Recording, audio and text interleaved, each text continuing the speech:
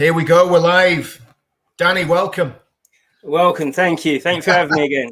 Yeah, it's good to see you, mate. Listen, you've got a lot to say tonight. I believe you're a little bit annoyed about what's going on with the England team. Yeah, no, definitely. Annoyance isn't the word, to be fair. Danny, can I ask a question? Is that because you're a bigoted racist Nazi? Is that why you don't like what's going on? Of course. That's why I'm banned from everywhere as well now, because I've got far right views. Yeah, you're a far right, absolute racist, nationalist lunatic, and that's why you have the views that you have. I mean, the reality is I saw a guy, Tony, someone or other, I don't even know who he was, some guy from Kick It Out of Football, which is a supposed anti-racist group, which probably has its, I'm not saying it does, but it probably has its roots in Marxism somewhere along the line. And he was saying that anybody that's booing England, they're either ignorant, stupid, or a Nazi. Pretty much, Not quoting him exactly, but that's pretty much the gist of what he said. What he said about Gary Lineker? He said about the same. So I tweeted him, and I said to him, am I who you say you are? Can we not have an opinion? But do you know what? To be fair with you, and I don't say anything's racist. I don't say anything like this. Yeah, but I do think it's a bit prejudiced that black people can't have their own thoughts on their own future. If people are doing things for black people, and black people haven't got the voice to say, actually, we don't agree with it, then I think that's a bit discriminating, to be fair, for the people who want to kick discrimination out of it. They're not allowing me because I've got a different view to a very small select people. That's the point. That's the whole point, Danny. The point is that these people are actually the biggest bigots that there are out there, because they hate everything that's British. But the reality is they're very patronizing towards anybody that is not white, because they don't think non-white people can just be the same as the rest of us. So this is the thing with identity politics. And, really and truthfully, people going about Marxism, identity politics is far more like Nazism than it is like Marxism. The Nazi Party was the National Socialists. The rats up in Scotland who want independence, and the rats in Ireland that want to unite Ireland, those very same people supported the Nazis during the Second World War. Right. So that's what we're up against. It's exactly the same with the Islamic extremists. They supported the Nazis during the Second World War. And so all these people have a common thread. They all hate Britain. They all hate us being unified. They all hate the UK holding together, and they all want to sow division. And the reality is that that's what this is about at the end of the day. This taking the knee, and I put it in the comments, Danny. I don't know if you read the comments before I'm going to go on a bit of a rant because I'm really angry about it myself. But I put it in the comments before I put these footballers, right? If you can call them that, these little boys that run about and kick football and get paid more money in a week than most of us would earn in 10 years, right? These guys are pretending that they're victims of something. Well, tell me how's Rashford a victim? How's Raheem Sterling with his diamond-plated bathroom a victim? It's the same with Lewis Hamilton. These guys have just, and I think, do you know what I think, Danny? I think they're using it cynically. I don't think it's even the fact that they're ignorant and stupid, although probably some of them are ignorant and stupid. But I don't think that's just it. I think they're using it cynically to put themselves in positions once their glittering football careers are over and they've managed to not achieve anything for England. Once their glittering football careers are over, they want to be part of the in crowd. They want to be with Lineker and all the other liberal lefties that run the BBC and run the media elite. So they've got to play this game. They've got to play the stupid race card and pretend that they're victims and they've had such a terrible, terrible hard life. As far as I know, most of these lads get taken up by the football clubs when they're about 13, 14. They haven't even had a life. They don't know what a hard life is. It's absolute, complete nonsense. And I tell you what, we've got to go against it, mate. We've got to go against it big time. Exactly. With these big footballers and Lewis Hamilton and everyone else, you're right, 100%, you're right. They have never had privilege. They've been in an academy since they've been 8 years old. Their parents, especially Marcus Rashford, can you imagine Manchester United allowing one of their academy students, their high prospects, to be hungry during their school holidays? Because that's what he said. He said his mum had to have the 2 jobs. No, he was getting paid. It wasn't on the books because you can't, because he's a child. But his mum was getting paid enough money to feed and to make sure he's got a good future ahead of him. But it works in their favor, because if you cry that you're prejudiced now and it's racist and your voice is there, you're right. When they finish football, they automatically will go into Match of the Day. They'll automatically go into Sky Sports. They'll automatically be a pundit because of this, equality of outcome that's been going on, so they want a quota system or whatnot. So they'll go straight into these type of jobs, raking money off of either sponsors or the British taxpayer. So it is to sort them out. It's nothing to do with the people. And I don't know one person who has given money to Black Lives Matter. I've looked through now what one footballer in the England squad that's given 1 penny to a Black Lives Matter organisation or a local community, a local black area in their community. None. So it's a virtual signalling. Exactly, but not only that, if they did give money to Black Lives Matter, what are they giving money to? Basically, Black Lives Matter. That now, I'm not talking about people that got caught up in that nonsense, because a lot of good people got caught up in it. I mean, we know people that were caught up in Black Lives Matter and didn't really fully realize what it was, and they've come away from it, right? But so I'm not talking about that. I'm talking about the Marxist organization Black Lives Matter. Now, anybody that gives money to that is supporting something that wants to destroy the police, that wants to destroy the nuclear family, that is anti-British, that is actually anti-white at its core. And even, I mean, this has got me in trouble before, but I'm going to say it again. The phrase, I don't like the phrase Black Lives Matter. I don't like the phrase White Lives Matter, right? To me, and we've talked about this, all lives matter. I don't care what color you are. I've always said that. And, I've gotten to loads of abuse from white ethno-nationalists, and I'll get the same from these nut jobs that thinks it's a good idea for blacks to only associate with blacks. That's what we've got people saying in this country, that they want black people just to associate with black people. Exactly. That's been going on for ages, but it's not been so allowed to be so public. I've always had people, when I'm growing up, I've always associated myself around white people more, and I'm not even gonna lie. And it's because of the fact of it's always been tribal. It's always been, you have to be, why are you being with the white kids? Why are you doing this for? You have to be with black people. I'm like, no, I've never really got on 100% with that. I have to choose a side. No, my friends are gonna be my friends. I don't care who they are. But a lot of black people were like, no, we can't do that. Do you know what, Danny? I tell you what's happening, right? And this is what I see. And I'm going to be honest. I'm going to be brutally honest. It's even affected me. Do you know what? See, I don't look at people of skin color the same as I used to. I'm being honest with you, because I'm wary. I'm very wary now of people's agenda. And I'll be honest, before this Black Lives Matter thing exploded, when it came to skin color, I've always had a problem with Islam. Always had a problem with Islam. But when it came to skin color, I didn't care. But now I'm just a bit wary. Do you know what I mean? And that's a terrible thing to admit. That's what that's done to me. And like anybody that knows me knows I've never, ever gone down the road of looking at people's skin color. That's not what I'm about. But see, since this, I'm just going, what's the agenda here? Do these people really hate us? Do you know what I mean? Exactly. I've had that with people walking down. I say this as well. I say, I'm so vocal about it. People are like, why are you so vocal? I'm like, it's affecting me, my safety, because I don't know the person walking down the street if he's going to associate me just directly to that from just from thinking. And it does happen. I was down at Millwall doing a outside the club. I was doing a video thing. This was a couple of months back, 3 or 4 months back. Yeah. And I saw a guy coming out of the club shop and said, do you mind if I'm doing this? And he said, well, what are you doing it for? And automatically, straight away, I had to then go on defense by thinking, oh my God, does he think that I'm a Black Lives Matter person? I was like, no, exactly. I'm doing it because of X, Y, and Z. And he's like, yeah, do what you got to do. I just didn't want any negative stuff happening to the club shop. And I was like, he doesn't even know me, but because of what Black Lives Matter have been doing and how big they are and how much they're ramming it down people's throats, he's actually, like yourself, he's actually wary about my intentions. Whereas last year, 2 years ago, they wouldn't even look to me. And by the way, that mindset that's gone into my mind is wrong, right? And I've got to fight against that, because that's a wrong mindset to have. You can't until they abolish it, because exactly. One person, unless a person comes out and says I directly oppose it, then you don't know what they're thinking. And that's 100%. I wouldn't even put it against anybody. And I've said this 100 times. If somebody comes and if I get beaten up because of that, then I'm not going to say, oh, it's these people are racist. No, it's the whole situation that has made people in their mind frame.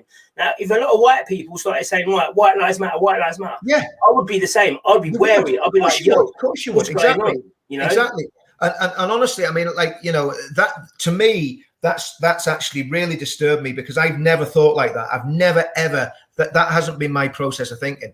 And like I say, you know, I'm just being honest. You know, a lot of people probably wouldn't even admit to that, because they'll be scared of being classed as this, that, and the other. But that's just, I'm just wary now. I'm just wary. I'm just going, what's going on here? What's the real? To be fair, you have to be, because if people, and this is the thing, you would say, talking about the organisation, okay, so it's a Marxist organisation, we all know about that, okay, but to be honest, it's the two of both evils, because you've got the Marxist organisation, or you've got the anti-British street movement, you know, the ones who likes to desecrate the war memorials. Do you know what I mean? So either way, it doesn't matter who you support, you're supporting one evil or another.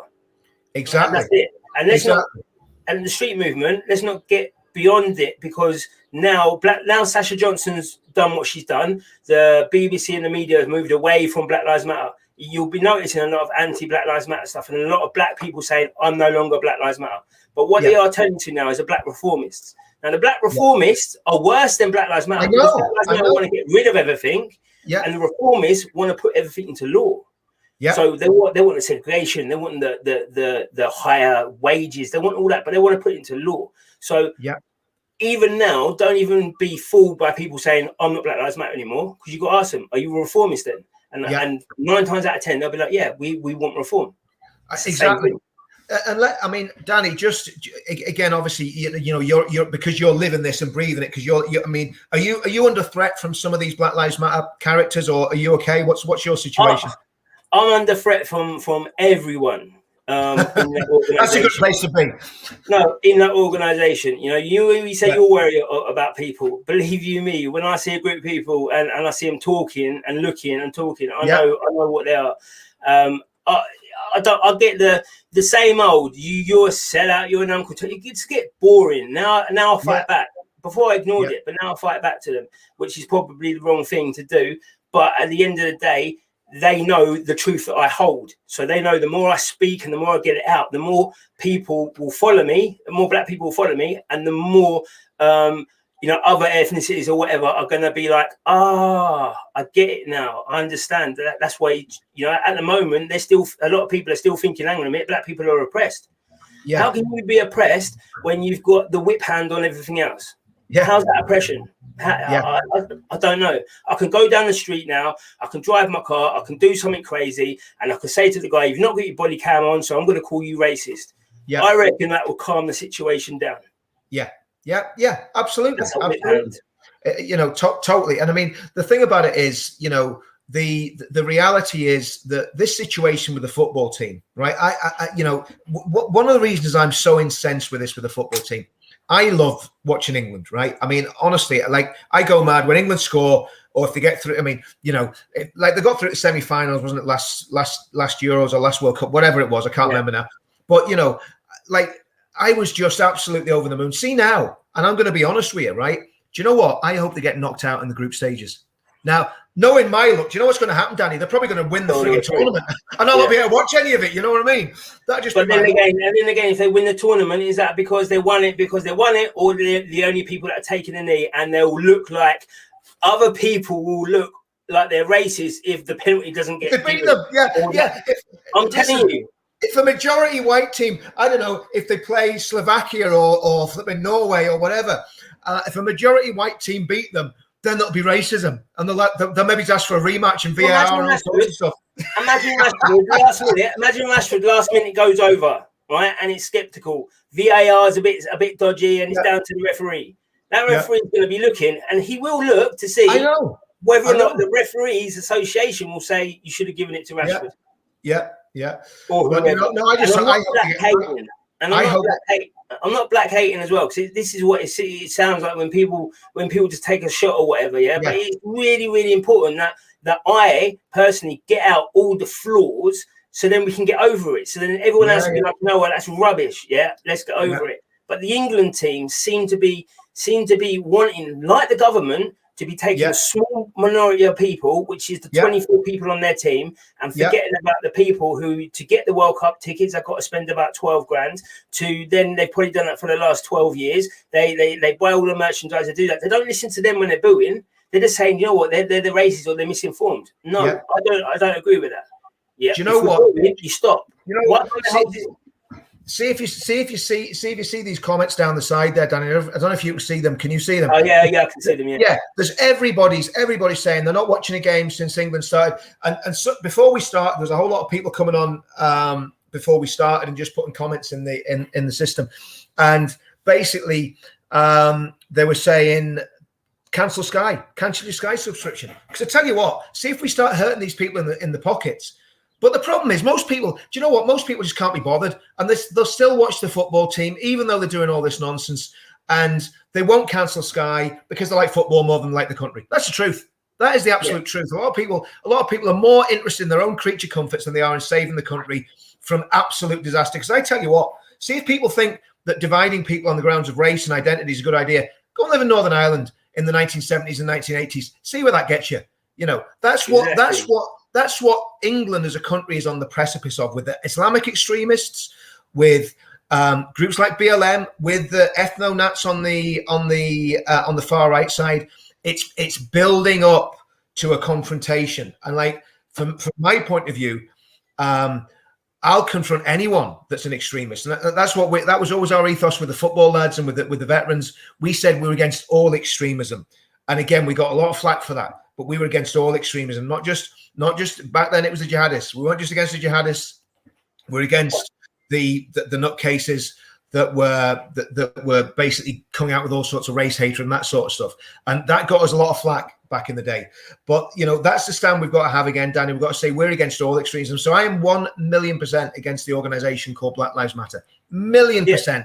100%. I'm against it. But and also, I'm also against Patriotic Alternative and all those goose-stepping wannabe Nazis as well, because they're just every bit as bad on the so-called white side of the fence. So there you go. Loads of enemies made, and I'm against the IRA and I'm against the SNP as well. So that just about covers every single enemy. I'm with you all the way. I'm with you on all of that, but I'll put one more in as well, who I'm against, and this is the one that we need to defeat, and this is the one that we need to stop.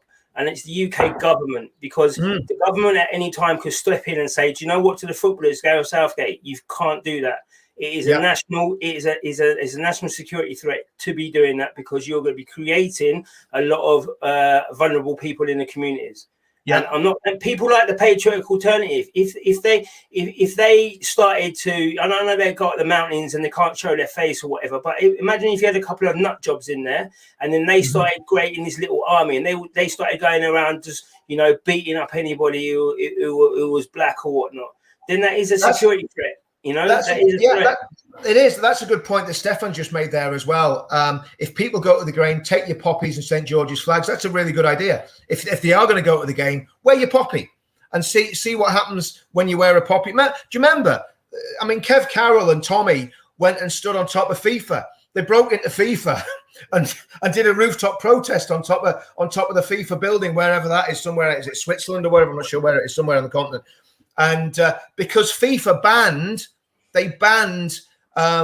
English players from wearing the poppy, saying it was a political symbol. Do you remember that? Yeah. You know, but why haven't FIFA banned this Black Lives Matter nonsense on the back of people's shirts? Why hasn't that been banned? Exactly, and that's the problem. That's the problem. Straight away, they were happy to say, not even an armband or whatever. They wanted to say Black Lives Matter. But to me, the biggest thing is, where is all the money gone from kick racism out of football? The old FA anti-racist campaign. Because why has they just stopped doing that and then gone straight onto Black Lives Matter? Now they're making the same mistake again, because I found out earlier on today, that in 1938, when England went over to Germany, they were forced, the England team, by the FA to do a Nazi salute. So if they were forced by the FA to do that, and now all years later, they're forced to do something else by taking the knee, they're making the same mistake.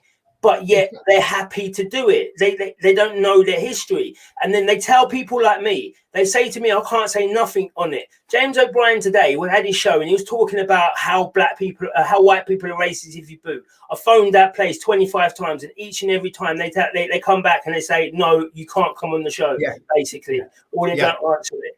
Because I did a few things about him, and I'm not allowed to speak. So if I'm not allowed to speak, why are these people not even acknowledging any sort of history? And that's what Black Lives Matter want, because they want the Marxism, they want the history to be taken away, and they want themselves to be elevated up here so they can get the money, they can get the big jobs, and everyone else, including me, will be living in poverty. Will be living absolutely not just in poverty. You'll be living in abject danger, because if a race war erupts in this country, there's no winners out of that. There's no winners. No. All there is body bags. That's all. Body bags and prison cells. That's, you know.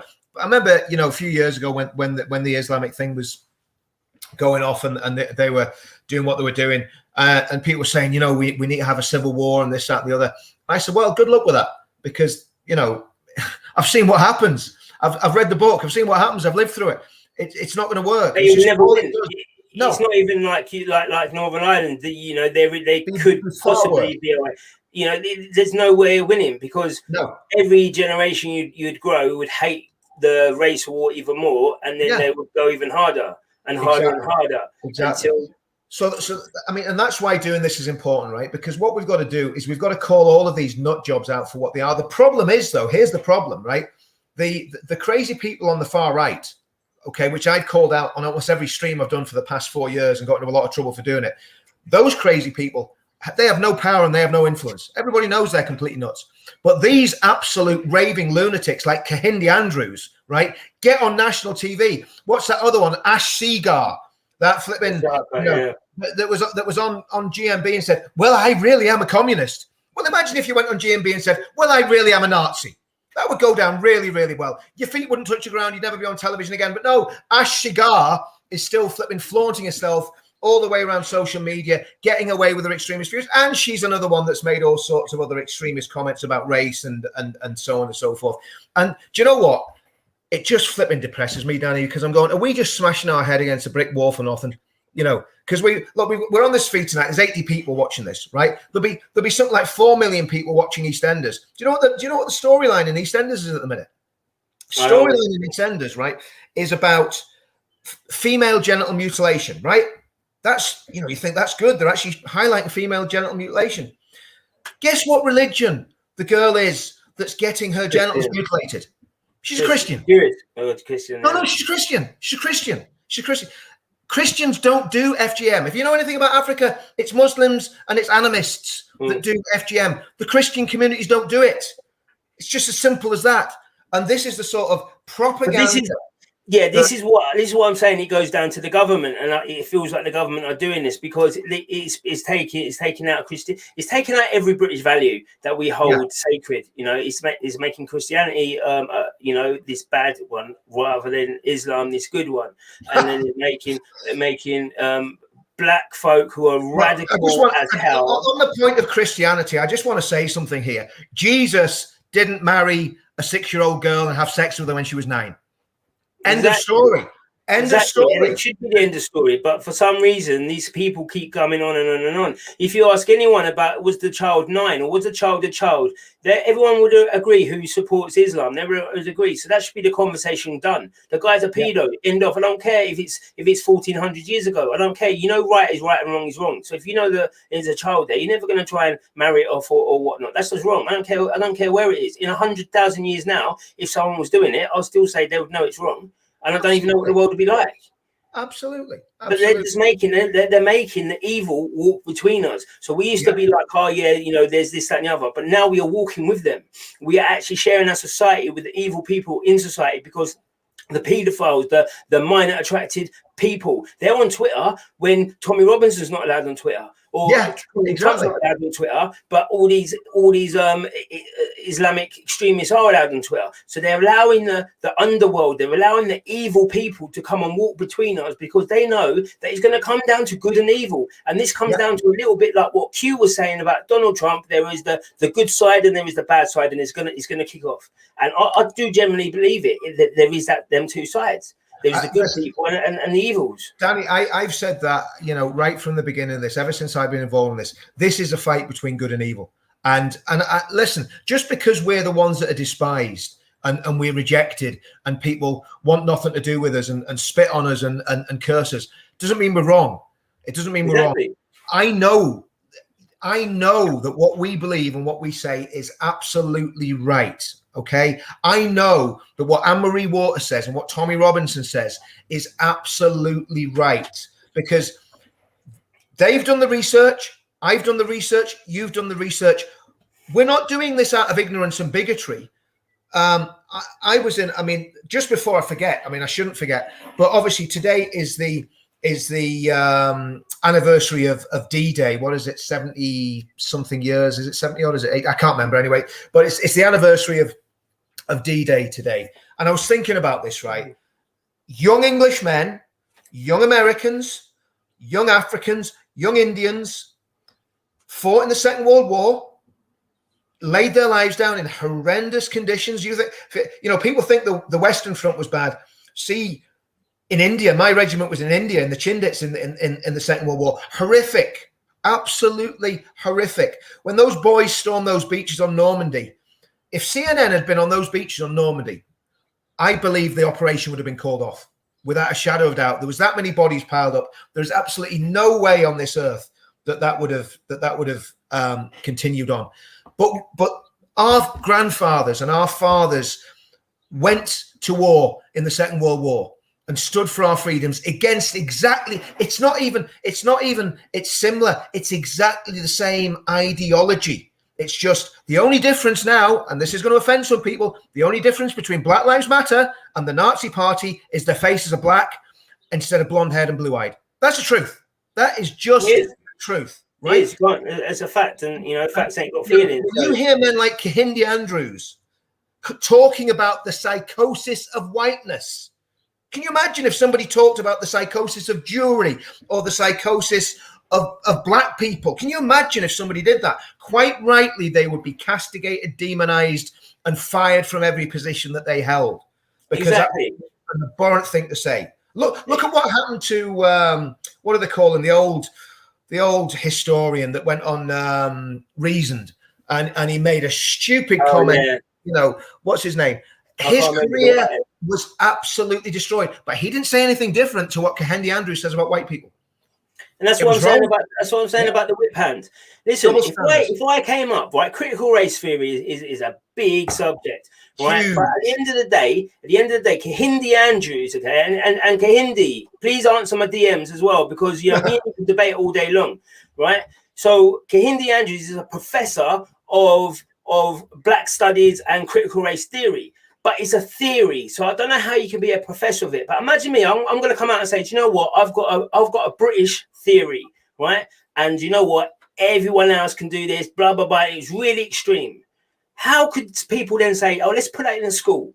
Let's put that in a university. Let's make degrees out of that. That's such a good idea. It's dividing everyone, and it's only a theory, but we're going to use that theory as a fact. Exactly.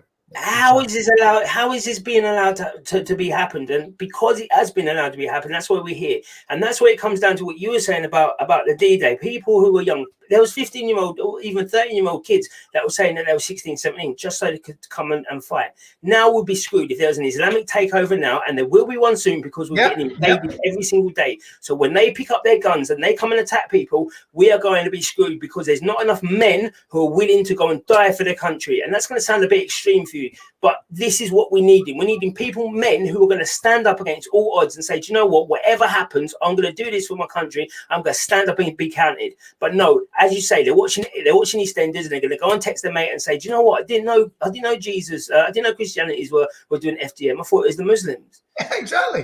Do you know what I mean? And that's it. Football people, I expect on Sunday to be more than 5,000, 6,000, 7,000 people there, because of all the London clubs, right? They come out for the European Super League. They came out because they said they didn't want their club in that European Super League, but they're not going to be prepared to come out to this Marxist ideology, to ruin football, to ruin everything, because it's going to start off at Marxism. We've taken a knee, and let's stick it on them. Let's stick it on people who are football fans, right? And say to them, if you say you love your country, you wrap yourself in the Union Jack, you supported England for years, right? Now I'm in Northern Ireland, I can't come. Or if I lived in England, I'd be there. You know, Danny, but I'm not over at the minute. Yeah. So, but I'm gonna stick it on the England fans, right? Who hate what's going on. Go and stand with Danny. Go and stand with him, and support England, by getting rid of this absolute bullshit from these tournaments and from your clubs. Because do you know what? It's ruined football. It's ruined the England team. England have just got lost as long as I've been watching. They've never won anything. They haven't won anything since 1966. But I love watching England, right? But I will not watch them while they're taking the knee. On principle, I'd love to watch the team. I'd love to watch them play. But I'm not going to watch them. I'm going to boycott them until they stop taking the knee. And every England fan, and see these race baiting twats that come on TV and start scolding people for booing them. I tell you what, see if I was at a match, see if you go to one of these matches, make sure you boo them with such ferocity that the claps of the little clapping clowns can't drown out the boos, because all I heard on those two matches was the boos. I didn't hear any clapping. I just heard the boos. And well done to the people in Middlesbrough. I'm from Middlesbrough. Well done to the people in Middlesbrough. Yeah, 100%. Millwall, Middlesbrough. Oh, they're both beginning with them. Exactly. You know, I'm so enraged about this. I can't. It is, and it's incredible. And I you know, I don't want to be putting targets on my heads and that. Yeah, but I'm a first generation person of the UK. So my whole family wasn't born apart from the Irish side, but within a UK jurisdiction. So all these people who supported like Chelsea's and that for centuries, it's gone down a heritage line. For all them people, you need to come out and protect your clubs. You need to come out and stand up, because there's no point putting the money into the club, because once it becomes a certain way, the money's going to come out. That what we're seeing now, the money's going straight out the communities. It's not going into anywhere else. And then all you're going to do is you're going to have rubbish football, because it's only a certain people have to do it. Equity of outcome. Everyone can play football. That's what they'll say. No matter who you are, you can play football. Don't worry. Come in. Yeah, you're not that good, but we're going to pay you all the money because we don't care. It's just going to be a tax break now. So then your beautiful game is just going to disappear. It's a working man's clubs, right? Football is a working man's sport. Let the working men of England come outside and show Boris Johnson and all these elite people that we mean business. And if you're not prepared to do that, and if I don't see you down there, do not ever complain about what's going on in sports. Yeah, I agree. My banner says, keep politics out of sports. All lives matter.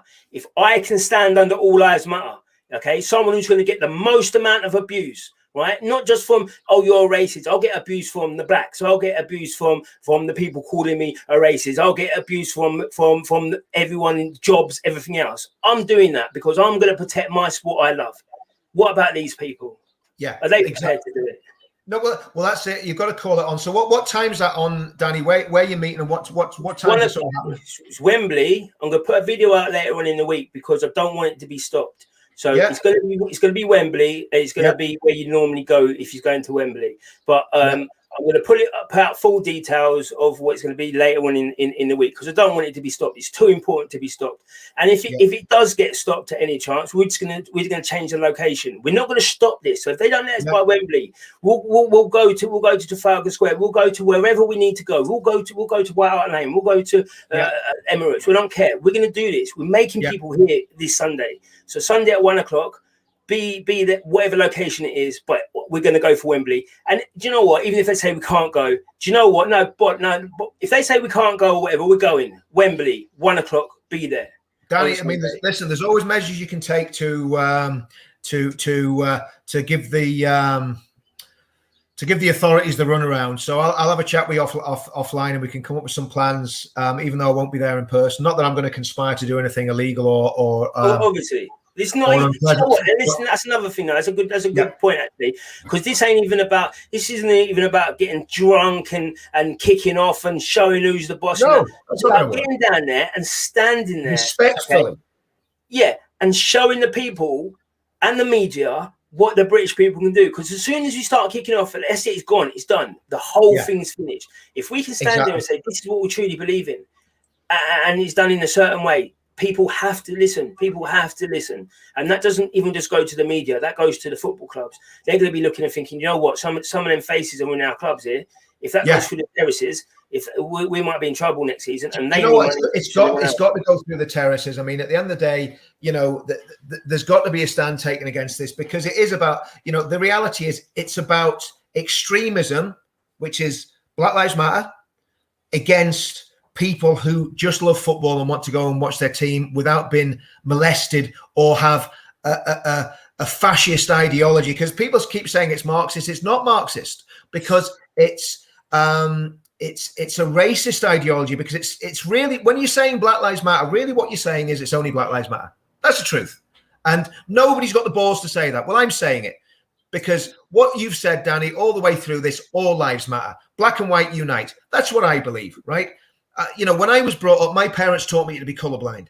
There you go. Black and white unite, right? And that's what we need. We need to get back to that, away from this nonsense, this critical race theory, and getting back to the lads that stormed the beaches in Normandy, our forefathers, and all that they did and all that they laid down. They would be horrified. I think about my granddad, and I used to talk to my granddad about his time during the war. He wasn't in the army; he was a policeman, but obviously they were serving during the Blitz and so on and so forth. And he was proud of Britain. He was proud of his country. He loved his country. He loved that we stood up to the Nazis. My parents were children when the Second World War was on. They loved the fact that their generation went through that stand against fascism.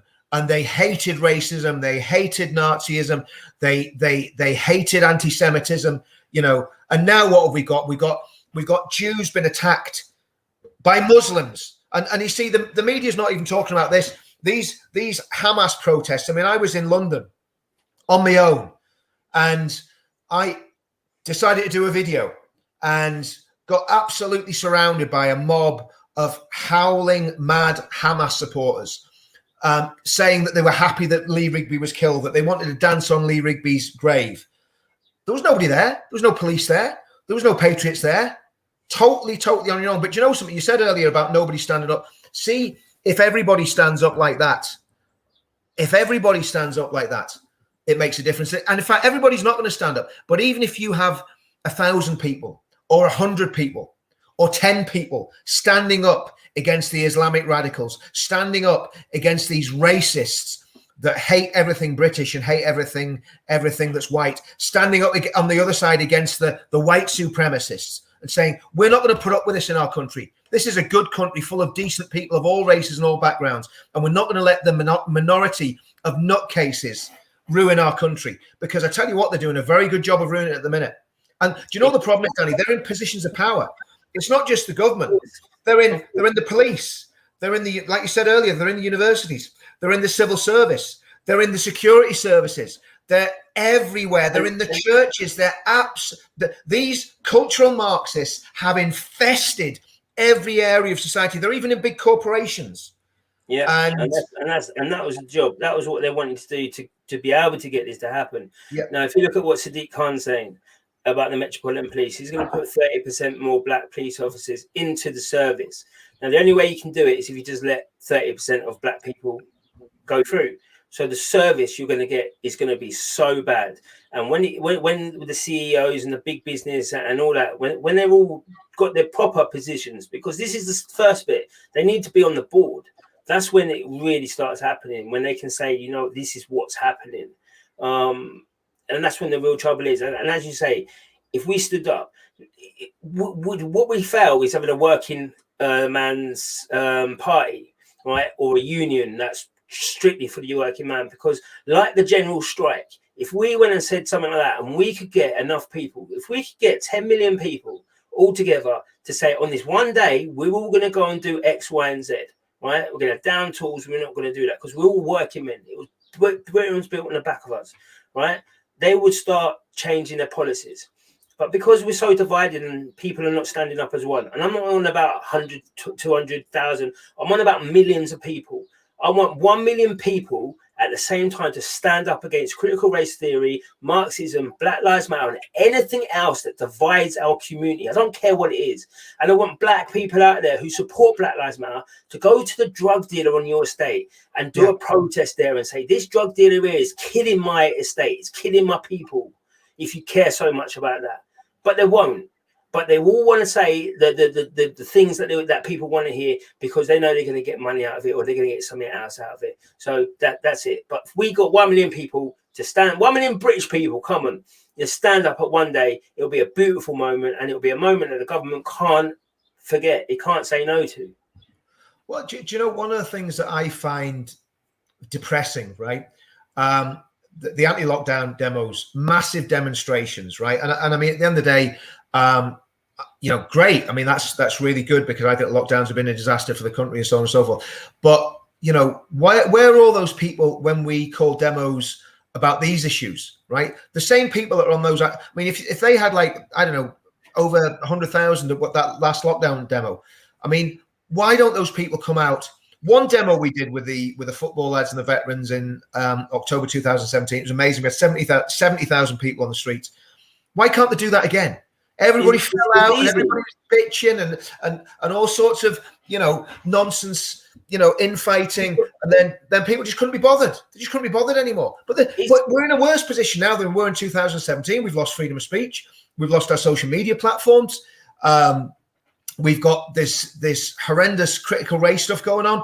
I mean, you know, there might not have been any terrorist attacks, but I tell you what, see if you go to any area with a predominantly Muslim majority and you start trying to say the things that we were saying in 2017, just see how long you last. Just see how long you last. I mean, what I saw in London 2 weeks ago, or whenever it was, 3 weeks ago, opened my eyes to the fact there was no control over that demonstration. It was a mass demonstration. There was people supporting the jihadists of Hamas absolutely everywhere. And I mean, if you saw the size of the crowd, I think it was about 100,000 people at that crowd. So we've got a big problem in this country. We have a massive, massive problem. And it takes a different type of person.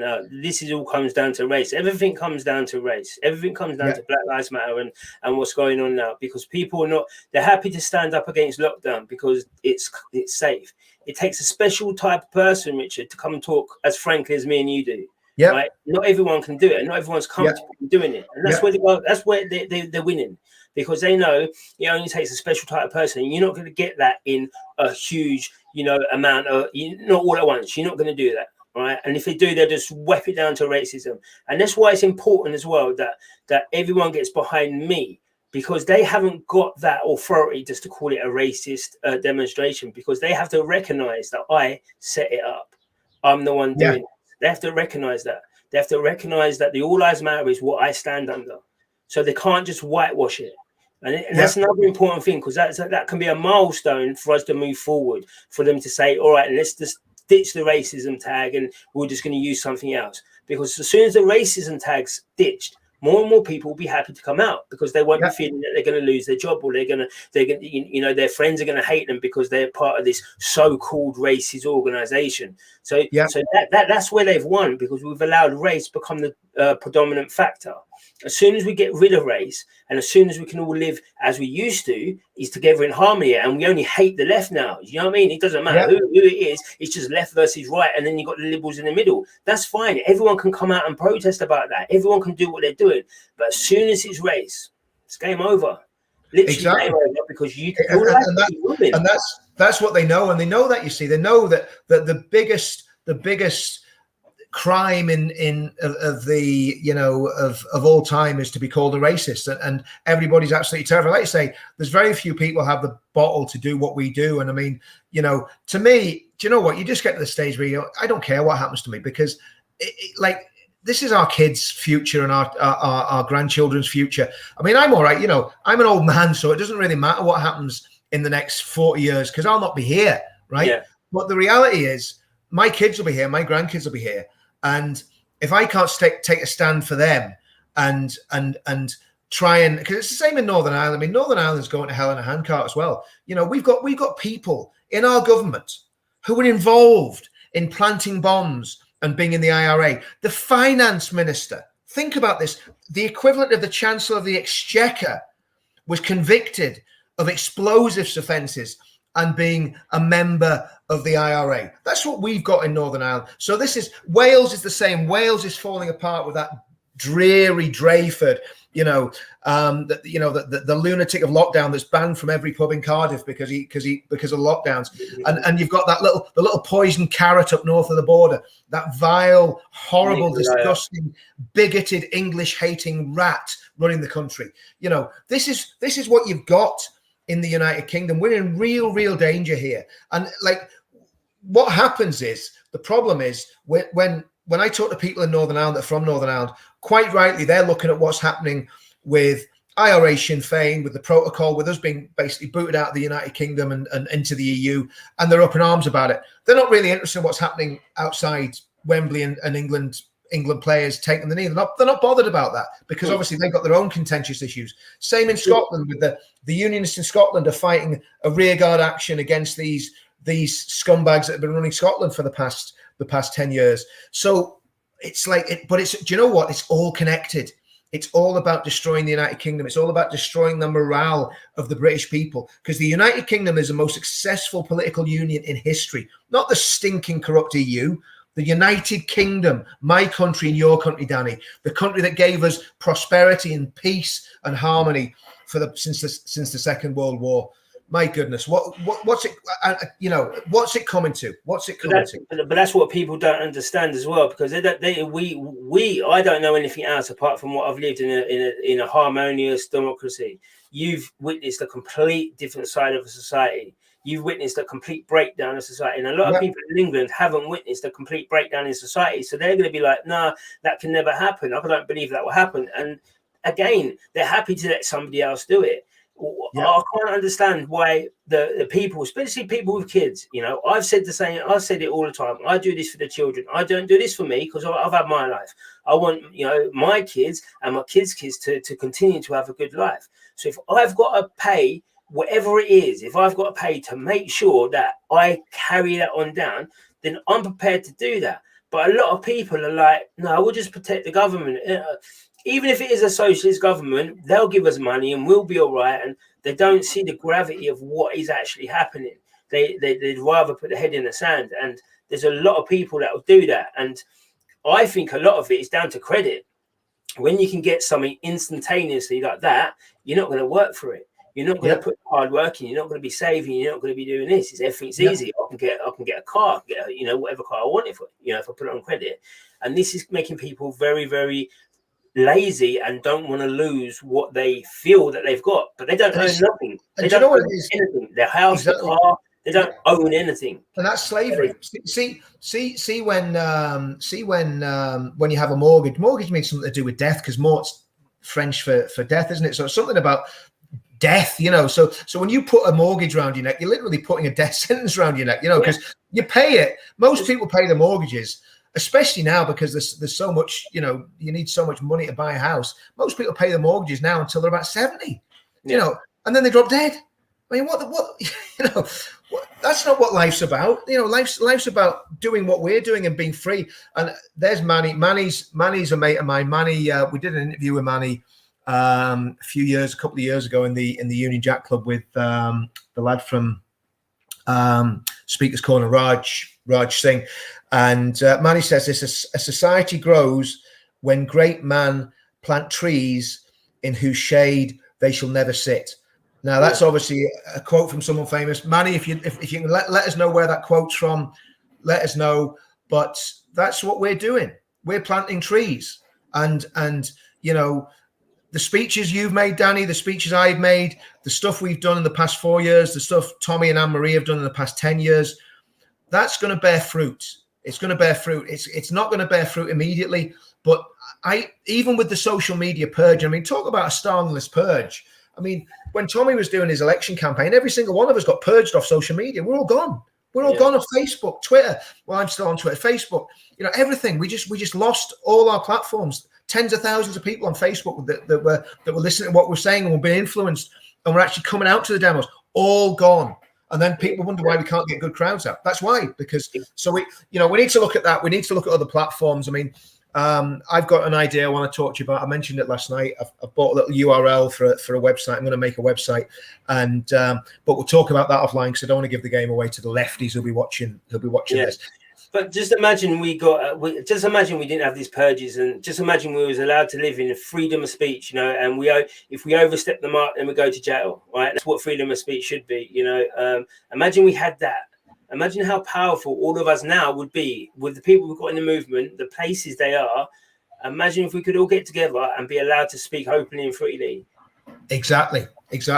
And Mick's just said that the British are doing away with the with English regiments. My regiment got disbanded on maybe 10, 15 years ago, maybe more. I mean, time flies. It was the Duke of Wellington's regiment. It was a very proud regiment, very, very professional regiment. And basically they're no more. It's now the Yorkshire Regiment. I mean, what's the Yorkshire Regiment? I mean, it's like it's just a mishmash of, but I mean, it's crazy. It's crazy what's going on. And that's history, though. That's history and tradition. That people. I know people who went to a certain regiment because of the family history behind it, or because of X, Y, and Z. So if you get rid of that, and it's very, very bad if you get rid of people's histories. Don't care who it is. I don't care if it's a person's a historical moment. They want to get rid of Nelson at Trafalgar Square. When you start erasing history, that's bad, because you can't learn from anything. I don't care that we're a slave nation. We're not a very big one or a very good one, but I don't care even still that we had slaves, because now I don't think that we would have slaves, because we know we've learned from it. We know it's not good to do that. I mean, the thing is, I mean, the guy who fought all his life to abolish slavery was a white English gentleman, William Wilberforce.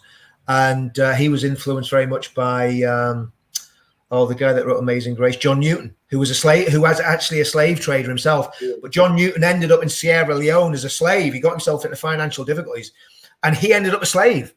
And I think the guy that he was enslaved to was a black slave owner in Sierra Leone. So that history's airbrushed out, and people forget about the Barbary pirates who came from Africa, Muslim Arabs who came from Africa and enslaved people from Cornwall and Cork. They didn't enslave a lot of people, but the people of Cornwall were very nervous when they saw those Islamic ships coming up the channel. The channel. But this is all through. If you look through all through history, and this is another thing that really gets me. If you look through history, it doesn't get me because of what I'm going to say. It's because that you will understand, right? So all through history, it's been white people who have helped out black people to get freedoms, or to stop being slaves, or to stop getting beaten up, or whatever it is. A group of white people get together and get it done. And at this point in time, when the only people who can fight things like Black Lives Matter, things like taking a knee, things like this critical race theory, the only people who can successfully do that is black people. So now it's time for us to go and help our country and the people who have helped us. But you know what? There's too many black people still living in that victimhood mentality, where they still hoping that someone's going to come and save them. They're not prepared to do it themselves, or they think that they can't. And that really gets me, because now's the time. It would be in a beautiful moment that all the blacks rise up now and say, do you know what? We're not having this. And everyone else sits back and says, you know what? Yeah, no, that's how it should be. You this is your fight. You've got this. But it seems not to be happening. But I'm going to do my utmost to make it happen, because it should do. And Danny, I mean, like the esteem that you're held in by people in this movement, brother, you would not believe. I mean, like the love that people have for you in this movement, because of what you're doing is off the chart. So I'm just saying that to you, just to give you a sort of vote of confidence, because you need to hear that. People need to be encouraged, because we all get attacked all the time, because there's always twats who'll attack you all the time. And we had a little Nazi on there. I blocked him. Hopefully he's not going to come back on the channel again. And by the way, White Knight, I blocked you by accident as well. I was trying to block the little Nazi twat. So I apologize for that. I didn't mean to block you at all. It was I was just that angry about the comment that I got a little bit hasty with how many. Yeah, it was rapid fire. It wasn't a carefully aimed shot. It was a machine gun blast. You got caught in the crossfire there, brother. So, but yeah. So honestly, Danny, you're held in such high esteem in this movement, and you've got to understand that there's a lot of people supporting you. A lot of people want to see you do well, and you keep doing what you're doing. Don't let it get the run of you. Keep an eye on everything else in your life that's important. But honestly, mate, you're doing the right thing. I was going to say something there, and I was that busy paying you compliments, mate. I forgot what I was going to say. So you have to say something.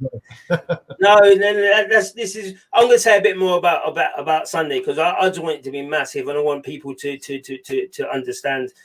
But there's one important thing: if you can't make it, people, I'm not saying everyone's got to come down like some. Do you know what I mean? If you can't make it, what I'm going to be doing is tomorrow and next day I'm going to have a dedicated email address. So what I want you to do is, wherever you are, in the pubs, in the cars, in your garden, in wherever you are, at 2:00. You're watching the game. I don't want to see your faces. I just want to hear the boos, because what I'm going to be doing is on Sunday making a montage of this, and throughout the demonstration we're going to do, and then on Monday morning I'm going to go to the FA and I'm going to demand them speak to me, and I'm going to give them the disc or the YouTube link, and I want to get on camera their reaction and how we're going to move this forward. And if they don't speak to me, or they don't want to speak to me, then it means that in the Black Lives Matter scene, my life, because I'm black, it doesn't matter, because I have an alternative voice. So I will go back next week, and we'll get a van, and we'll get something so we can play it on a TV screen, and we'll keep doing this, and we'll keep demonstrating until they speak to us, until they stop doing what they're doing. So it's important. If you're not going to be there, you're even more important to what we are doing, because we need these boos up and down the country, from Paul in Dorset all the way up to Edinburgh, Peterhead, everywhere, Northern Ireland, wherever, just boo, because it might not be English, but believe you me, it could come back to you. Danny, you don't have to encourage the Scots to boo England. No, for sure. Yeah, Scotland. Believe you me, it comes very natural to Scots to boo England, so you don't have to encourage them too much. They'll take you up on that, no problem whatsoever. Just do it and send it in. Do it and send it in, and then we, the people on the ground, we'll do the groundwork, and we'll merge it all together. And we're gonna have a United Kingdom demonstration. I want to come to this question that Navia Rivers has put up there, but I want to say first, you were talking about Black people not getting involved in opposing Black Lives Matter. I've got black friends that I've spoke to about this, and a lot of them, because of family reasons and so on and so forth, they don't want to get involved. And I'm not condemning anyone for that, right? Because at the end of the day, that's their choice. But tell you what, if you really are concerned for your family, you should get involved. Exactly. Because I can understand that, and that runs through a black community, community that is non-community. But what I do need to tell them people is, you don't get anywhere by allowing stuff like this to happen, because you're not protecting your family. In fact, you're endangering them even more. 100%. You're endangering. Even though Black Lives Matter and this organization is everywhere, right? Black people need to understand there's still a minority in the country. There is still over 90, whatever it is, % white people in this country. So if you really 86, 80, I think it's 86%. 86%. Okay, so it's still huge. Having said that, Danny, apparently there's no white newsreaders anymore. You can't get them. You can't get white newsreaders, and there aren't any. They've all. I don't know what's happened to them all. Piers Morgan's coming back. Did you hear that? Well, I mean, you can't really call Piers Morgan a newsreader, can you? I mean, he's just. I mean, if people think me and you have a big mouth, I mean, old mouth almighty Piers Morgan, But he will come back, and do you know what?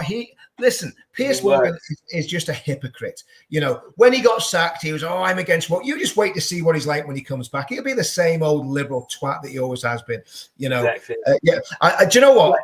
I'm going to have to start doing videos. If he does come back, I'm going to have to start doing videos on Piers Morgan. I love doing videos about Piers Morgan, the man I love to hate. He's do them week in, week out. I'm sure he'll appreciate it. Oh, man, Piers Morgan. But no, so I mean, black people in the community, if you're against Black Lives Matter, just stand up and be counted. It's the same as the Muslims. Every Muslim's against terrorism. Well, I'll tell you what. Next time there's a terrorist attack, join us on an anti-Islamic terrorism march. If imams, they won't. So this is what we're getting. This question, where do you see? This is a very good question. This is a really good question. Where do you see England in 15 years? 15 years time. To be honest, it all depends. you've got a good case and a bad case scenario. What I really do think I see England in 15 years' time is other countries beggar man. I don't think that with the people we've got in control and the people that are driving this country forward, we're going to be successful. We're going to be that island nation that these Brexit these Remainers have told us we are, because we've got no strong lead, we've got no one strong to steer the ship to make sure that we do what we need to do. We're good enough to do it. We can do it, but I think the people there are just we've got now is just weak, and we're gonna be the arse of Europe. Everyone's going to come in here like we did to Australia. It doesn't matter, you know. You can go over to England. You know, you got a criminal record. Just go to England. They'll take you. I generally do think that because of the invasion we're having down in Dover, this isn't a small thing. This isn't this isn't a thing that Priti Patel can just go and say, oh, this, that, and the other. This needs to be stopped. And this is going to sound really terrible, yeah, but if you have to go and sink a few boats, right, to say you're serious, and then you can go and get them, you can go and get the people, you can collect them and take them back to France, but you need to show them you're serious. If you go to Australia, okay, and you're coming in their waters, they will give you fire warning shots. They'll say, do not enter these waters. You're not allowed to be here. Unless we do that, we are going to be having this invasion, and these people are going to be within society, and you're not going to stop it. You're not going to stop it. Sadly, you're not, unless you get a strong leadership. And yeah, I agree, Danny. I think, you know, do you know what? I mean, to be honest with you, that as well, because you know, I'm not even going to go and do. No, I'm not going there. I'm not going there. Yeah, I'm sticking where I am. No, I know. Do you know what? I mean, the thing about it is, 15 years time, if things don't change. And there's so many times I've thought I'm walking away from this movement. It's too, you know, because it's a huge amount of pressure for people that are speaking and that are trying to organize, and it takes up a huge amount of effort, a huge amount of time. I mean, even doing these live streams, I don't know about you. I go for live stream. I can't sleep till like 1 o'clock in the morning because my brain's going. I think I should have said this. I should have said that. Didn't say this. Didn't say that. All that, you know. And I think everyone that's speaking and all the rest of it, everyone's the same. And I just so many times just go, I can't be bothered with it. I can't bother the hassle and all the heartache it brings. And you know what? When I look at what's happening in the country, I can't not do it. I can't walk away. I can't stop. No matter, even though this movement's been a complete, I'm going to just say a shit show at so many times, and so many things have gone wrong. But you know, I can't walk away because we've got to do something. And even if we fail, it doesn't matter, because, well, it does matter. We can't afford to fail. We can't afford to fail. And, you know, 15 years time, there's going to be, I don't know, maybe 10, 15, 20% Muslim population in the UK. If this black nationalism and white supremacism keeps feeding off each other, again, like I say, I think the white supremacists is such a tiny, irrelevant minority that they're hardly worth thinking about. But if it starts out that a lot of white people start getting attacked, they will get more support, and they will get more people walking away from us, middle of the road people, and supporting the extremes on both sides. So the government is useless. We have no political representation. We're in a worse position now than we were when we started. You know, we had a position where we had UKIP. We actually had more or less control of the UKIP. That's the reality. Between the football lads, veterans, Tommy, we have the ear of UKIP, of people in the House of Lords, and of course Farage and his cronies demonized us, told all sorts of untruths about us, and the whole thing fell apart. So the establishment basically, you know, pulled the plug on it. But now we have nothing. We've got Anne-Marie. She's got a very, very small party, and I love Anne-Marie to bits, and I'd love to see For Britain succeed, but they're not in the position to start winning elections on a mass scale yet. And you know, there's lots of other micro parties. There's this guy Lawrence Fox. I'm not sure whether he's the real deal or not.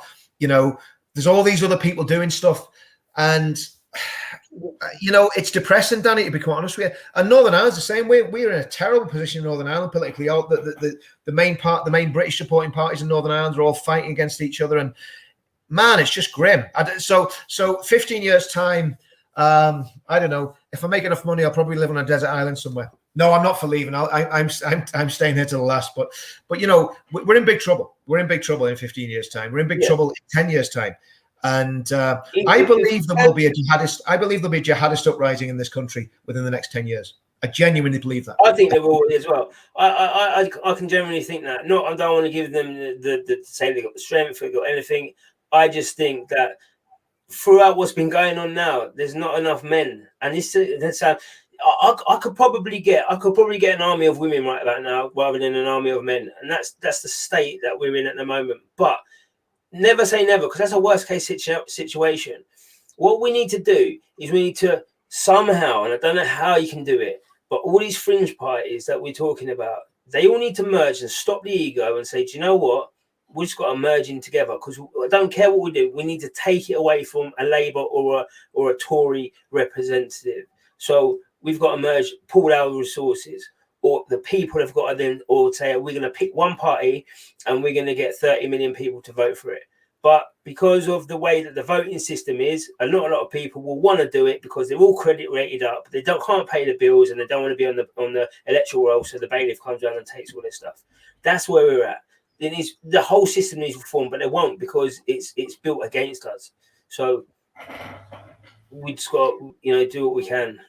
It's possible. It is possible. I've got faith in British people. At the end of the day, we defeated the Nazis in the World War, when people were reading the manuals of the Spitfires, 2 weeks before, to see how they fly it. And then they're going up and winning a dogfight. So we've got resilience. British people have got a resilience that no man on this earth has. And we need to tap into that. We need to tap into our spirit, let our flags fly, and not care about if anyone calls us a race or not. Say, no, I'm a patriot. No, I'm British. I don't care what you say. We need to get that back, that fighting feeling, and then we'll start moving forward really quickly. And I think you'd see a lot of rapid movements within movements. You'd see a whole lot of people. You see 40,000 people on a mass demo. The next 6 months down the line, that could go to 100,000, because people are watching it and they're believing in themselves as well and their own Britishness. Yeah. And I mean, I was thinking there about the whole situation of what's happening in the country and what we can do about it. I mean, one of the things we can do is make sure we earn money so that we can support the movement. You can't. This movement doesn't run on fresh air.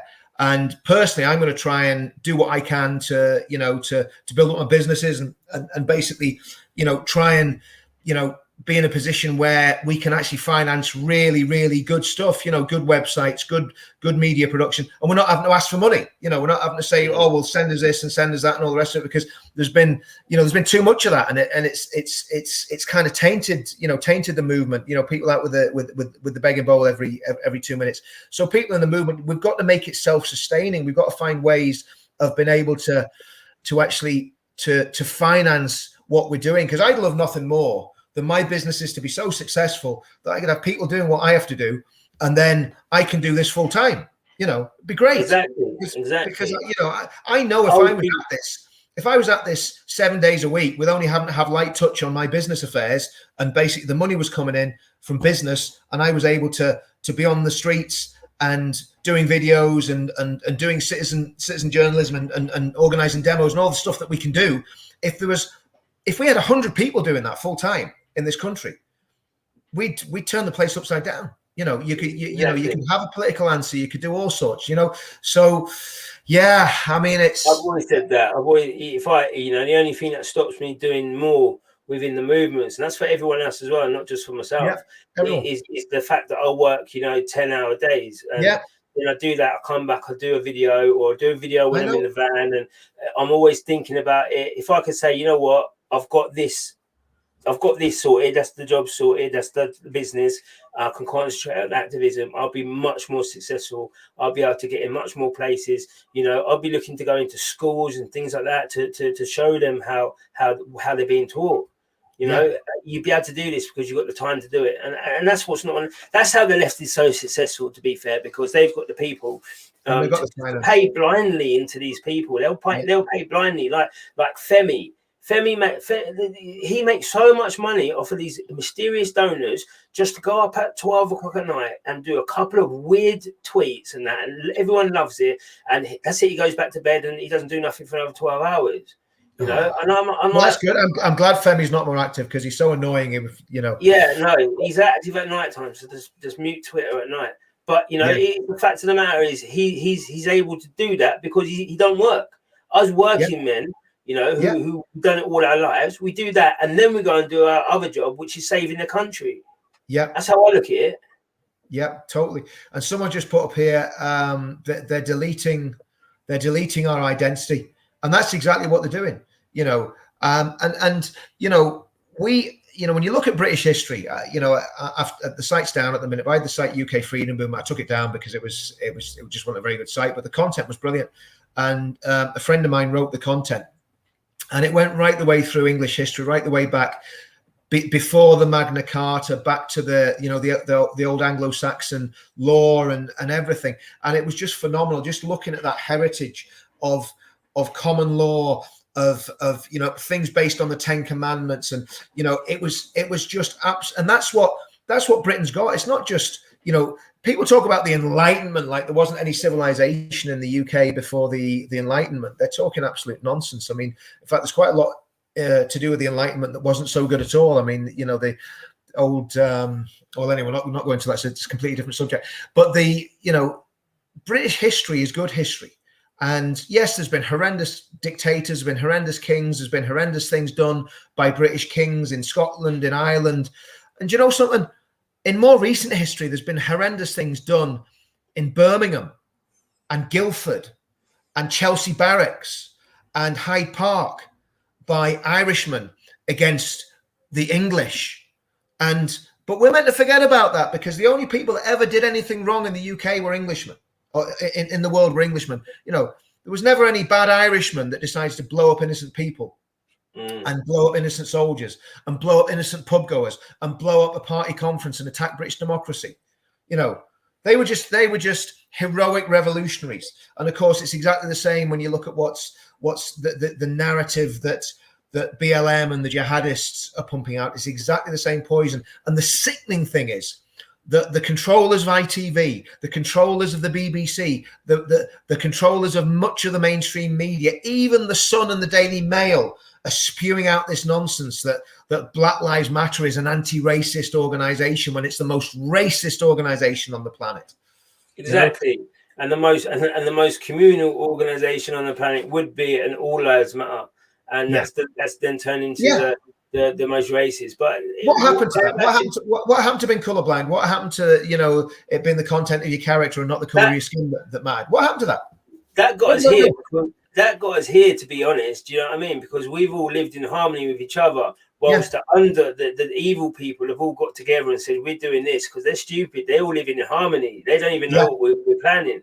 And then all of a sudden they've come and done this attack on us, and it's like, do you know what I mean? Like I say this all the time. Like 18 months, 2 years ago, I wouldn't say for probably a whole year that I was mixed race or I was black or whatnot. If anyone said anything, I'll be British. Where are you from? I'm from London. I don't associate with myself. I look in the mirror, I just see Danny. That's it. So it's that. So now I'm starting to think about colors more. I'm thinking, hang on a minute, there's been some weird stuff happening over the last 10, 15 years that I've just let slip because I've not thought of that. I've not been in that mindset. And that's what's literally got us to it, because we was living in such a harmonious way with each other. It's absolutely incredible. But with the identity, when you said about they're raising your identities, of course they're raising our identity because they're going to try and implement a new one. This is what this is all for. This is so we're not going to be British anymore. We're not going to be Englishmen or whatever. We're going to be whatever they have planned us to be. Yeah. That's why they want to get rid of everything and make you so subservient that you're willing to accept anything. And do you know what, Danny? I believe that that football fans need, all those football fans that used to come to those demos, they need to take a stand on this issue and take a very courageous stand, because the reality is that this attack on the England team is a strike right at the very heart of British identity. Sorry, not British identity, English identity. And it's interesting The England rugby team took the knee during the Six Nations. Didn't work out too well for them. They didn't do too well in that tournament. And on paper, the the England rugby union team should have done extremely well in that tournament. Probably should have won it. They got absolutely hammered. Why? Because before they started playing a rugby match, they'd been down subserviently, cowering like little girls on one knee. You know, one of the most disgusting things I saw was those police officers. When the day those riots were happening, when one of their fellow officers got so badly injured that they had to be surrounded by about 10 police officers to get them out of there, they were getting down on one knee, cowering before a mob. Pathetic, weak and pathetic individuals. They need to stand up and be proper police officers. See, back in the day, if a crowd like that had been running wild, no matter what colour, the police would have got the batons out and taken them off the streets. And actually, when anybody at a Tommy demonstration or at the other demonstrations I've been to get a little bit boisterous, what's the first thing the police do? Pull the batons, mad staring eyes, let's have a go. They want to have a piece of you. Totally different when it's Black Lives Matter. Down on one knee like cowering little schoolgirls. Absolutely pathetic. You should be ashamed of yourself, those Met police officers that got down on one knee. Thankfully, there's still a lot of good Met police officers, but those ones that got on one knee, they should be sacked. They should be sacked. But the good police officers in the Metropolitan Police Service now, they're not going to be there in 2 years' time, 3 years' time. They're getting their pension and getting out because they know that they know they can't rely on their people, because if they don't get down on one knee, they paint their nails. If they don't paint their nails, they go roller skating with hippies. If they don't go roller skating with hippies, they drive around in pride cars. Now, I've got no problem with driving around in a pride car if you're doing like an exhibition or whatever. If you're policing the streets, where there's children getting murdered every day, and you're driving around in a rainbow car, that just makes you a clown. You're driving around in they got no respect from the streets anymore. And as you say, you know, when I was growing up, I didn't have the most amount of respect for the police, but they forced it into me because they would give me the clip around the ear. When I was little, take me back to my mum. You know, when I'm older, one of the things that I did, I was at McDonald's. I was a bit of a naughty person, right, back then. So they took me to McDonald's, and there's a place called South Oxley Carpet and Spark. It's proper racist. He said, get in the car. Got in the car, and do you know what they did to teach me a lesson? Because I was giving it all the mouth, and, you know, you can't do this to me. Blah, blah. They dropped me in the centre of Carpet and Spark, took me out and said, hope you have a good journey home. That is it. Do you know what? Yeah. From that, I knew what they were capable of doing, and that makes me step back and think, hang on a minute, they don't fuck about. Do you know what I mean? And that kind of settled me. At the moment, there's nothing. They're clowns. They're, you know, when you lost that much moral in yourself and you're doing that, how do you? The bottom line is there are good police officers, but those ones that took the knee, should be fired. It's as simple as that. There's people putting in the comments all the time. They should be fired. And you know, it's absolutely disgusting. I mean, whenever the terrorist attacks happened, Ariana Grande and Borough Market and Westminster, where PC Palmer. Yeah. No, it wasn't Palmer. Hold on, I've got that right. I always get them. The black lad. There was, what was the black lad? The black lad was. No, it wasn't. Keith Palmer. It was Keith Palmer. And I think the other lad was called Wayne Doxley. I think again, I'm over 50, so I'm allowed to have these little fuzzy moments of memory. But I think it was Keith Palmer, wasn't it? When he was killed, protecting Parliament, unarmed, and he basically wrestled that jihadi to the ground and was stabbed by that lunatic. He ran towards him unarmed. He ran towards him, right? And the one of the close protection officers from an MP came out and shot that jihadi and killed him. Brilliant. That's what should happen to every single jihadi. You know, anyone that's going and trying to kill innocent people in London, they should be shot dead by the police. They shouldn't be arrested. They should be shot to death. As simple as that. Exactly. But that happened, and that was good. But that police officer gave his life. He was an ex-soldier. One of my mates, I'll not say his name on the channel, but a very, very good friend of one of my mates in the movement, and who served with him in the Metropolitan Police and also was in the army. And he was killed. And while he was dying, there was a fat, sniveling senior officer from the police sitting in his armored car, cowering, And instead of getting out and helping his colleague, he sat there and sniveled and cowered. And that's the difference between brave police officers on the front line, standing between chaos and disorder and the rest of us, and the higher ups, the ones that have sniveled their way to the top. They maybe went to university and got a degree so they could jump over the people that were beneath them. And they never did any real policing. And that man sniveled in the car while that brave police officer gave his life to save MPs and to save Parliament from that lunatic jihadist that had just killed people on Westminster Bridge. And you know, when we did those demos, do you know what the advice was? Do you remember? And we changed this. I genuinely believe what we were saying changed this. The advice from the government was run, hide, and tell. That's what they said. If there's a terrorist attack, run, hide, and tell. It was as well. And you know what we said? We said stand, fight, and protect. That's what the veterans said. And thankfully, the government now seems to have got a bit more robust in the way it polices these issues and tells people if you see someone, you might as well have a go. Because, you know, if you're going to die, you might as well die on your feet than die on your knees. You know what I mean? Exactly. Exactly. Because you're going to get slain on your knees, you know, because they'll come to you and know you're an easy target. So they'll quickly get you up. And yeah, that police officer, he's the same type of police officers now that are doing stuff because they think they have a power and whatnot. But this is what happens when you don't get the right people to police your streets. If you said we're not having none of this 30% black people coming in, if we said, you know what, we're going to give, you know, I personally, I like to see the ex-soldiers again, or people, you know, firemen, you know, people like this getting back into a police force because they know discipline. Okay, they know how to react in adverse situations. They know how to be cool in adverse situations. And you know what? I think the people have the respect of a soldier.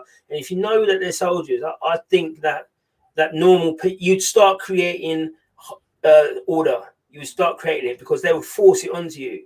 You know, and you start. Yeah, that's what I think. But at the moment, if you can go to university and become a police officer, how does that make you good at your job? Exactly.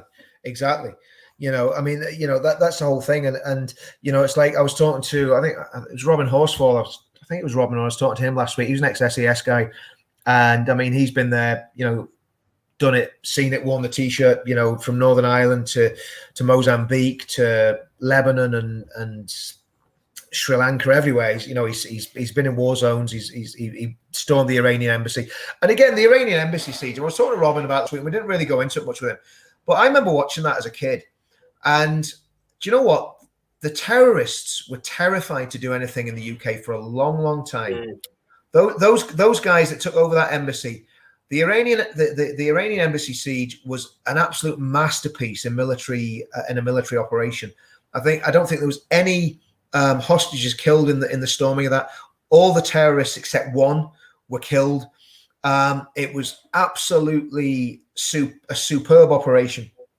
And you know, would the British do that again now? I wonder. I don't know. Do you know what? I'm not going to say. I'm not saying there's anything wrong or whatnot. But it's the people at the top. The people at the top say we can't do it because we're going to create a war between us and Iran. We don't want to do that. Yeah. Nuclear warheads and that. No, they say, do you know what? We're taking them out, and then we'll turn our ships right now to Iran. We'll take them out. We'll phone up the person and says, "Do you want it? Because we're coming. Look at our trackers." That's what that's what you need to do. It's like Trump, right? This is what I liked about Trump. Okay, he was a hothead, but he knew where he was. And these other crazy people knew that he was the type of person to drop a nuclear bomb, the mother of all bombs, the Moab bomb. He said, "I'll drop it. You know, I've got it. I'll drop it on any one of you." And they knew that, so they knew that they had to have some kind of diplomacy. And then as soon as you get someone like Biden in, look what's happened. Like literally, look what's happened to the world peace and you know, Israel and Palestine straight away. Bang! That never happened under Trump. You know, North Korea doesn't want to speak. I just want to say a lot of people are putting about the DFLA in this, and I don't know whether the DFLA exists as an organization or not anymore. I haven't been talking to a lot of the guys for a long time. They're a good set of lads, and if any of you are watching DFLA, get down and support Danny. You know, get down. We can make this. You know, this is exactly what the DFLA said they stood for, against all extremism. That's that's what you are, Danny. You represent standing against all extremism. So exactly. I just say to the DFLA, if there's DFLA lads, and I know that they watch these feeds. If the lads in London are watching these feeds from all those clubs that used to come out, contact, and we can speak, and I can tell exactly how I think it would pan out anyway. And I think they're important. They're important within the movement because of what they've done prior. And I understand what's going on and whatnot, but it's still, we still need you about. 70,000, 70,000 turned up at Park Lane, and it was an amazing day. I remember when it came out, because I wasn't doing anything with movements and that, and I remember the media was saying it is going to kick off. We've got the football lads, the hooligans, they're all getting together, bang, bang, bang. So I was like, oh, what's going on? And I watched it, and I could see everyone as one walking, and I was like, that's a beautiful. Do you know what I mean? The media couldn't do nothing, so what did they do? They went down the race tactics, the race baiting tactics, and then they went down at these people are extreme and these people are, and they tried to divide it. And this is what I'm saying. So sometimes when you say, look, they can't do that. When we're doing this, they can't say. I would love someone to say to me that all lives matter doesn't matter to me. That calls me a white supremacist, or that calls me a racist. I'd love someone to try and explain that, because they couldn't. But they can do 100 things. Here's the thing about the DFLA, right? The DFLA had a council, right? And there was people that were black on the council. There were people that had black families on the council. There were people of mixed race on the council. So I went after one of the Tommy demos. I went to speak to the head of, what was he?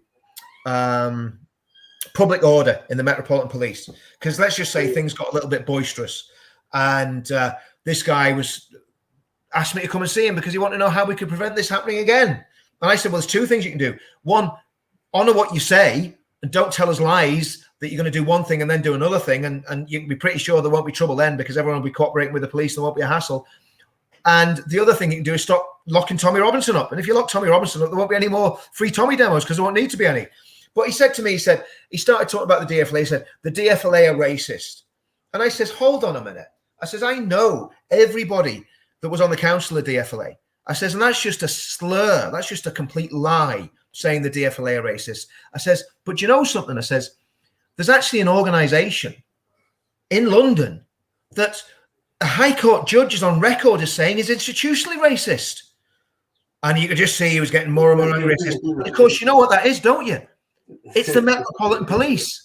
Is on record has been called institutionally racist. I said, so don't try and call my friends in the DFLA racist. You see the DFLA, there wasn't a racist bone in their bodies. I never saw anything.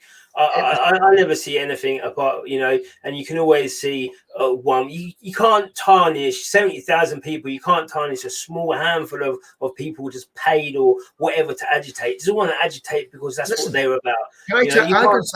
I'll tell you something right now. I saw football lads, because obviously it's like when people have had a few drinks. There was the so-called stand-up to racism demos in a couple of towns. I'm not naming which towns they were, and I saw some of the top lads in the DFLA literally standing and having confrontations with lads that wanted to attack the stand-up to racism scumbags who were basically actually racist themselves. But and those football lads put themselves between. The police didn't do it. The football lads put themselves between stand-up to racism and people who'd had a few drinks, and took the punches for it and took the knocks. Yeah, and that's what the media pushes out as.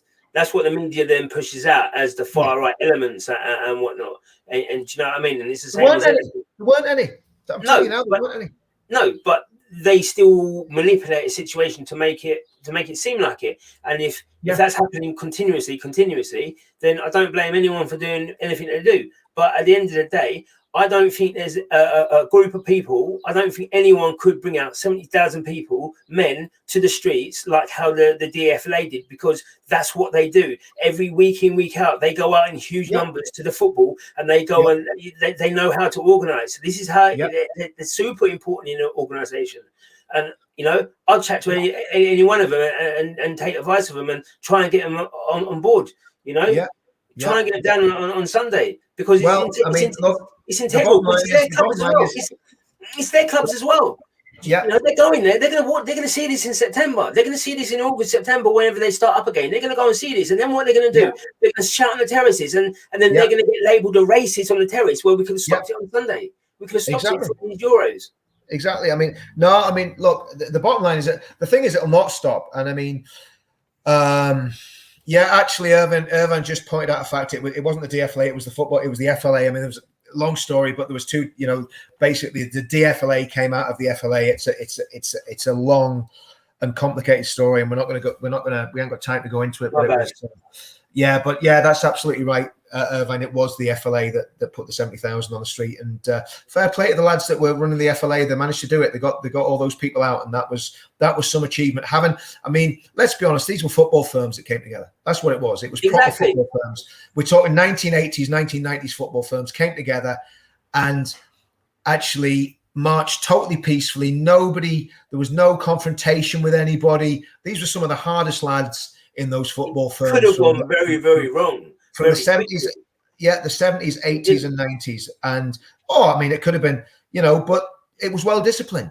And do you know what? Seeing those hard men, march through London, no flags, no Union Jacks, just march silently, respectfully through London. I reckon the authorities were very, very nervous when they saw that. And I think that's why they basically, I believe, destroyed it. That they split it. They, no doubt there'd have been agents of influence causing all sorts of distress and so on and so forth. But Irvine, listen, if you're building again, brother, get in touch with me because I'd love to hear about that. Irvine's a good lad. He's an old warrior, and give us a shout, Irvine. You got my number there, mate. Give us a shout sometime during the week. We'll have a chat. But yeah. It's got to be built again. That's scary. It's what you don't do that scares the authority, because once you show your hand, they know what you're about. But when they're walking down silent, totally peaceful, it got everybody on an edge who had to try and, the police and that, because they've been told a certain way. So they're like, it's going to happen. What's going on? And that's what gets them on edge. So it's not what you do, it's what you don't do. And that's what I'm saying about Sunday. Once we don't do something and we just stand there and we will sing, we'll boo, we'll do everything we can, but we'll do it in a nice manner. So they can't come and label us. And then the FA, it's in the FA's hand then, because they've got to come and say what happened. They've got to explain it. Yeah, exactly.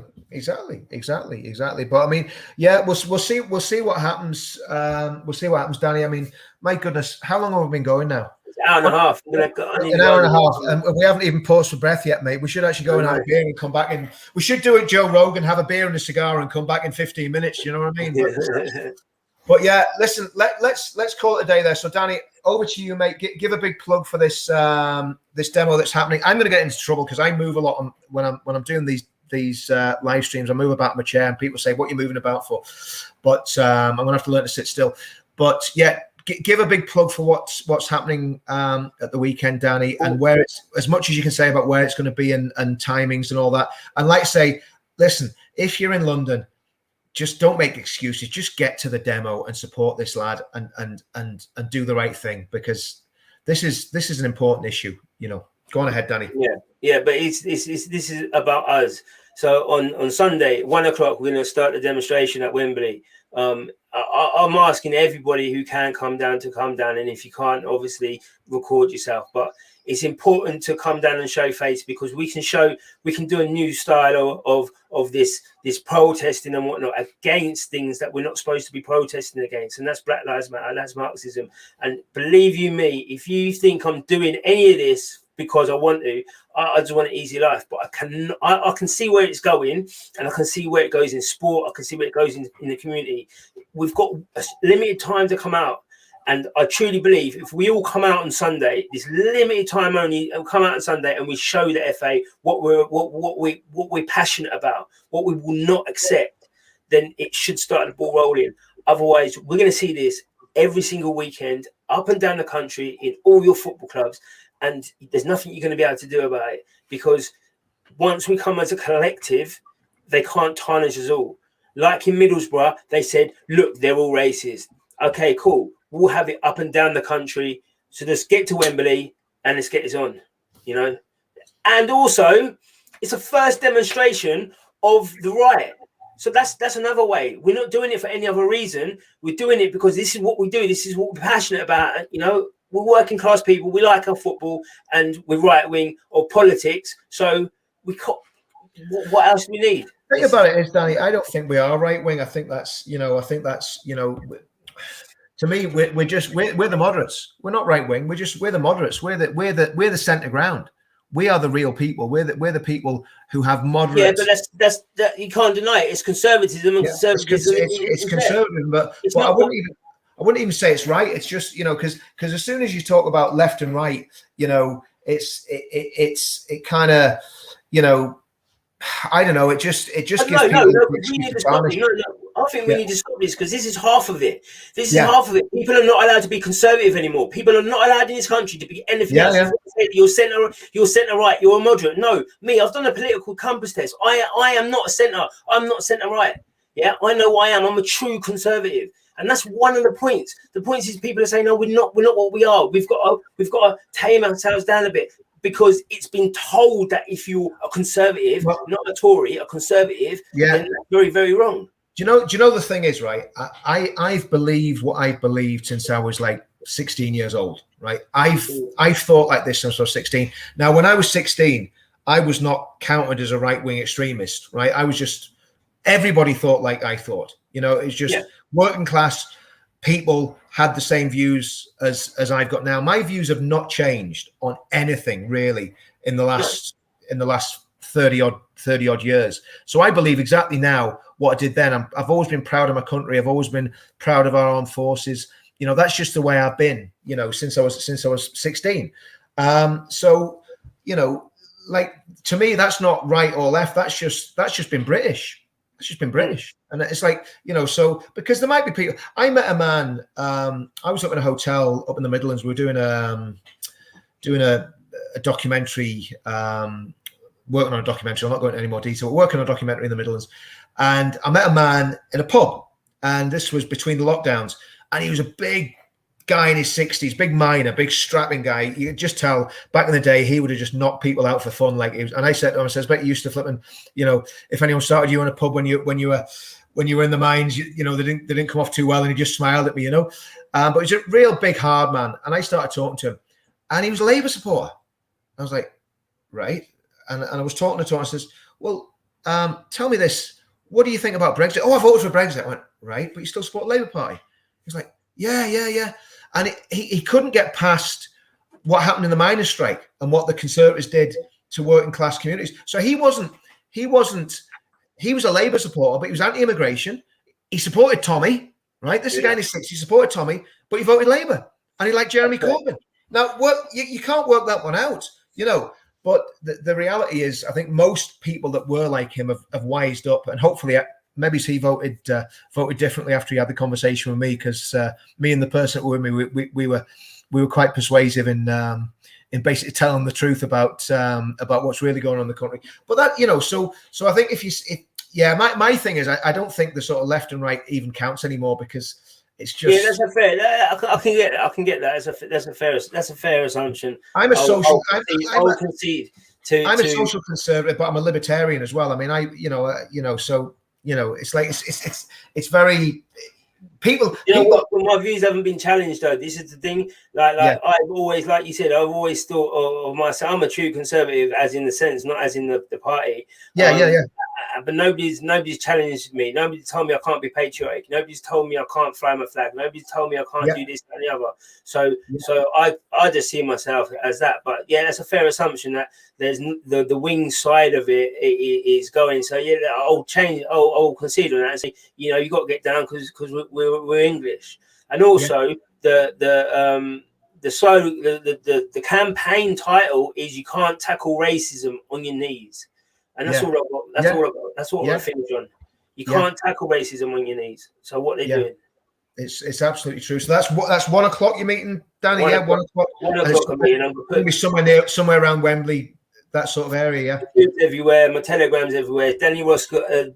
Twitter is Danny Roscoe _7. But it's about anyway. So even if you miss an update or whatever, just come to Wembley at 1 o'clock and you'll find us. Well, listen, I hope you get a good crowd, and like, I mean, you know, again, I hope the football lads do turn up, because you know this like back when we were doing all that stuff with the football lads, they would have been all over this. I know, I know the way they think, and this is. You know, because in fact, actually, even when this all happened way back last year, there was a whole lot of the football lads getting really, really angry about it. The ones in the Midlands. So you know, I know it's well, because they can take it back to their football clubs, and their football clubs won't try and install it under, you know, because that's the only thing. They can stop doing it for England, but then they need to stop doing it in the clubs as well. But I think if they know that the football lads are there, and they know that the clubs have turned up as well, it's going to be harder for them to install it into the clubs after England stopped doing it. Yeah. I mean, I think they've got to keep booing. They've got to turn the volume up. You know, they can't back down to these scumbags that are basically calling them out and trying to say they're racist because they're against a Marxist race. They're against a racist organization. I mean, that's the whole point. Exactly. You know, Black Lives Matter is a racist organization. If all lives can't matter, then nothing else. You shouldn't be saying anything else. If people can't stand under all lives, and that includes Black lives, that includes Latinos and everyone else, then we should just cancel the whole lot. Exactly. Well, let's call it a day there, Danny. That was brilliant, mate. We just went. So, guys, thanks for watching. Share this video. Thanks for for watching. We'll get a lot of views, no doubt, after the effect as well, and. Be there. We'll do it Richard. We'll do it afterwards. We'll do one next week. So everyone, because it'll either be, will either be great success or people are, not going to work something out. But just, at the end of the day, after it, you can go to the pub afterwards and boo England in the pub. Exactly. And I think after we do what we do, a lot of people will have respect for us anyway. A lot of people will be like, they showed up, they did their thing. So exactly. Brilliant. Well, guys, thanks for watching. And if you can get there, get to Wembley 1 o'clock on Sunday. Sunday the 13th. Sunday the 13th. Yeah, do it. Yeah. All right, Danny. See you, mate. Thank you. Cheers, mate. See you. Bye.